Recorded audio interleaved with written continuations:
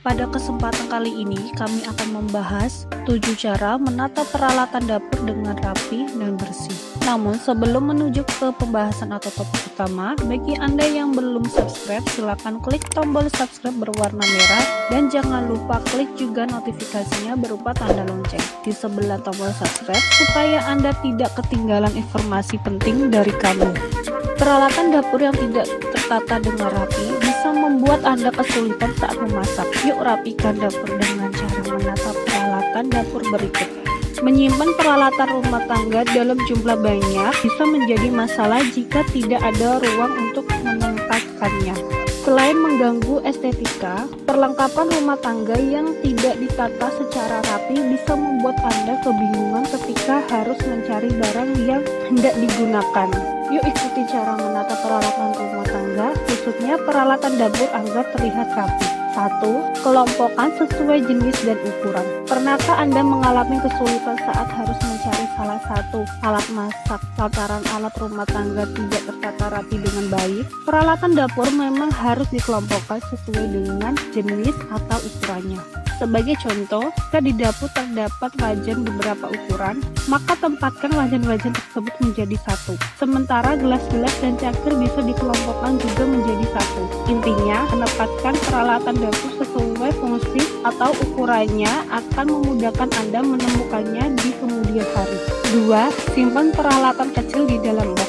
Peralatan dapur berukuran kecil seperti sendok, garpu, pisau, dan sebagainya sangat mudah terselip. Namun, hal tersebut tidak akan terjadi jika Anda menempatkan peralatan kecil di dalam sebuah wadah atau box. Penempatan peralatan dapur yang ukurannya kecil ke dalam wadah akan membuat Anda lebih mudah saat harus mencarinya. Selain itu, wadah juga melindungi peralatan tersebut dari debu dan kotoran.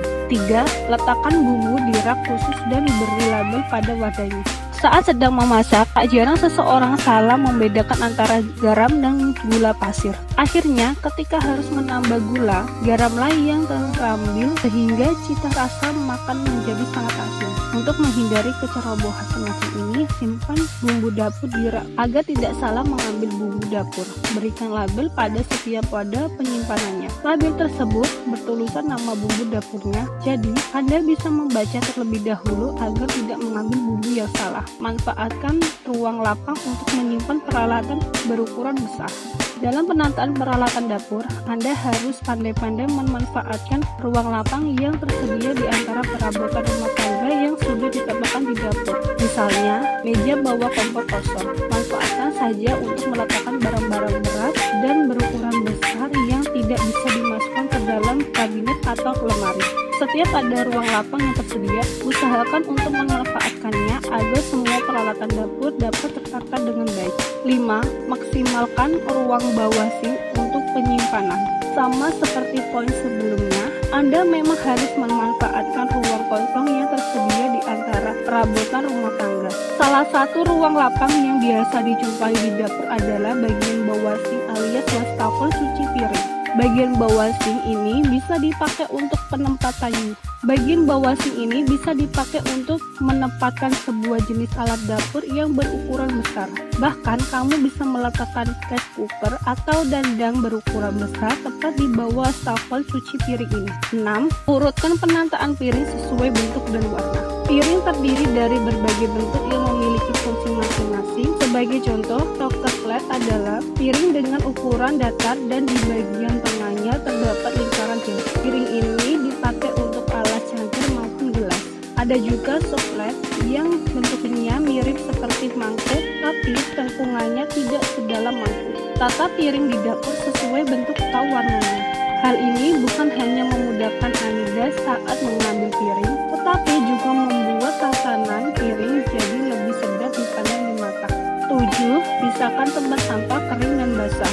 Usai menata peralatan rumah tangga yang terdapat di dapur, jangan lupa untuk turut menyediakan tempat sampah. Di dapur harus tersedia 2 jenis tempat sampah, yakni tempat sampah kering dan tempat sampah basah. Tempat sampah kering bisa dipakai untuk membuang bungkus mie instan, kantong kresek, atau kertas pembungkus makanan. Sementara tempat sampah basah dipakai untuk membuang sisa makanan atau bahan-bahan memasak yang tidak terpakai. Menata peralatan dapur secara rapi akan membuat dapur terlihat lebih cantik dan kegiatan memasak pun jadi lebih nyaman.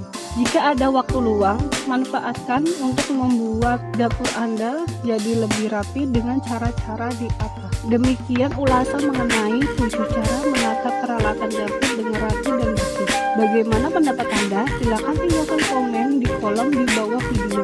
Dan jika Anda merasa video ini bermanfaat, silahkan klik like dan share ke media sosial Anda. Sampai bertemu lagi di video selanjutnya.